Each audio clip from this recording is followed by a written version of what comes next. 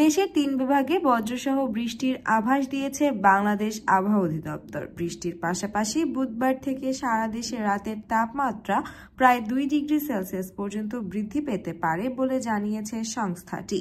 আজ মঙ্গলবার বাংলাদেশের আবহাওয়া অধিদপ্তরের সহকারী আবহাওয়াবিদ আফরোজা সুলতানার দেওয়া পূর্বাভাস থেকে এই তথ্য জানানো হয়। পূর্বাভাসে বলা হয়, আগামী 24 ঘন্টায় অস্থায়ীভাবে আংশিক মেঘলা আকাশ সহ সারা দেশে আবহাওয়া শুষ্ক থাকতে পারে। সেই সঙ্গে সারা দেশে দিন ও রাতের তাপমাত্রা প্রায় অপরিবর্তিত থাকতে পারে। আগামীকাল বুধবার সকাল থেকে পরবর্তী 24 ঘন্টায় রংপুর, ময়মনসিংহ ও সিলেট বিভাগের 2-1 জায়গায় অস্থায়ীভাবে দমকা হাওয়া সহ বৃষ্টি, বজ্রসহ বৃষ্টি হতে পারে। এছাড়াও দেশের অন্যত্র অস্থায়ীভাবে আংশিক মেঘলা আকাশ সহ সারা দেশের আবহাওয়া শুষ্ক থাকতে পারে।